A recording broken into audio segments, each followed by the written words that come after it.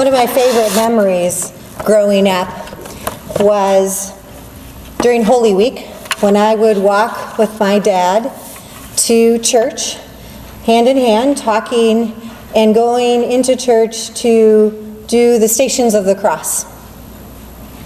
As we walked through the Stations of the Cross, my dad would hold my hand, and we would pray together with a small group of congregation members, the 14 stations.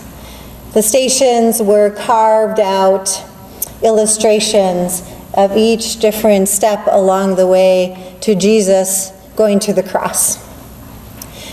I distinctly remember when I was 8 years old and this story sunk in.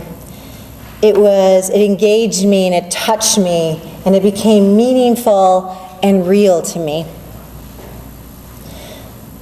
What do you think it might feel like if you were told that you only had a week to live? That's a situation in which Jesus finds himself when he makes his triumphal entry into Jerusalem. The crowds don't know what's coming. The disciples have an idea, but they're not exactly ready to admit that Jesus' life is going to end. Instead, the disciples and the crowds in this moment are hopeful for something to happen. They've seen the miracles of Jesus, and they see how capable he is. And they are hopeful that that power could help and might help the corruption of the system that they are part of. What a lonely moment it must have been for Jesus to be surrounded by screaming fans, but burdened by the knowledge of how brief their praise will be.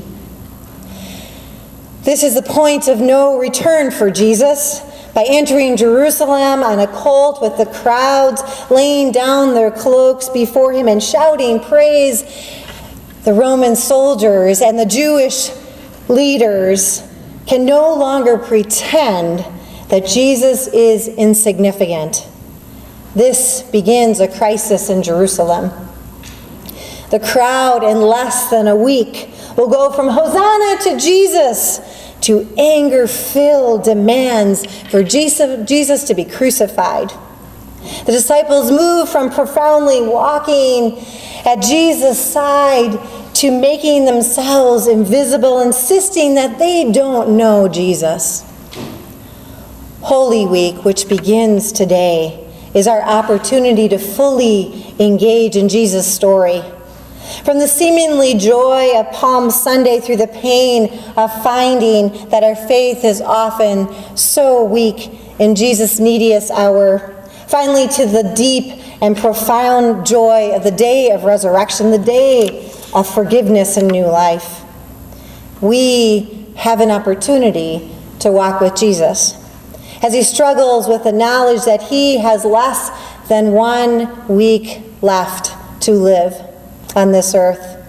By committing to walk with Jesus through Holy Week, we take a risk that our own hearts will be torn in two by the experience. But Jesus' life is not the only thing that is destroyed on Good Friday. The barrier between God and us is torn in two. The record of our sin is torn in two. The darkness of death is torn in two. And finally, the cloud of grief and fear is torn in two with the joy of the resurrection.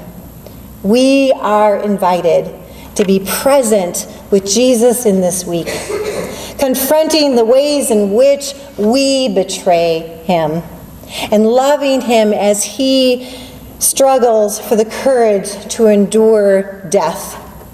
Like Jesus, our fear, our sin, and our grief have less than a week to live. And the good news, and the very good news, is that new life will come in the resurrection. And with that said, I say to you, walk on, Bethany Lutheran Church. Walk on.